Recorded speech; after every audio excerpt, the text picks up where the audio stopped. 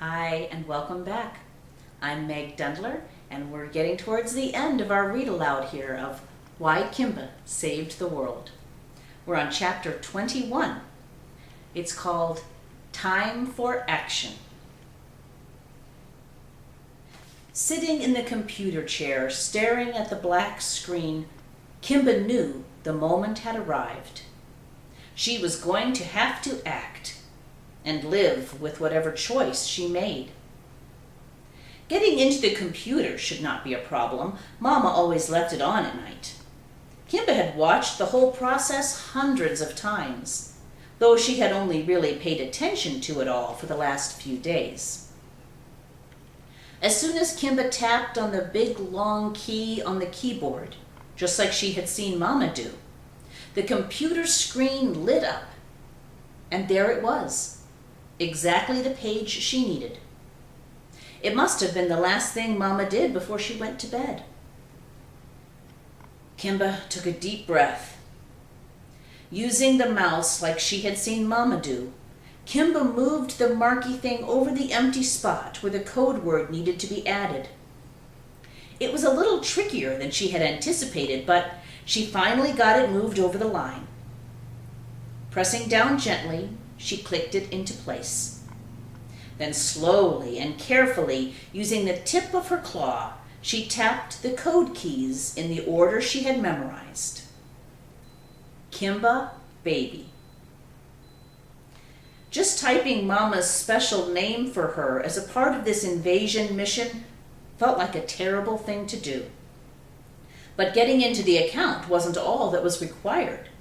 She wasn't committing to anything just yet. She had finished the typing, but nothing happened. Kimba waited a moment more, and still nothing. Was she missing a step? Did she get a key wrong? Kimba closed her eyes and thought back through all of the things that Mama had done to get past that point. Oh, she realized. Mama's finger hits one more key.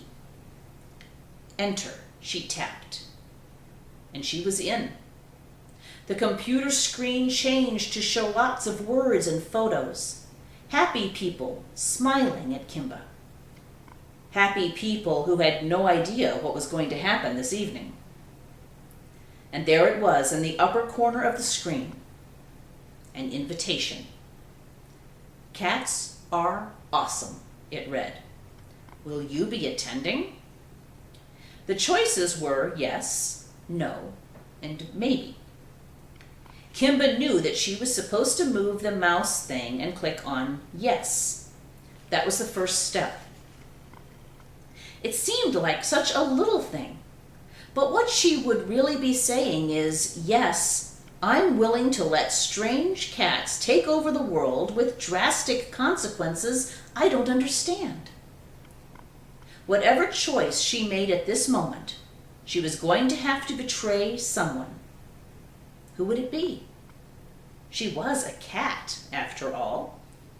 Shouldn't she feel some loyalty and pride to those like her and want to see them succeed? Know who you are, Regalis was always saying.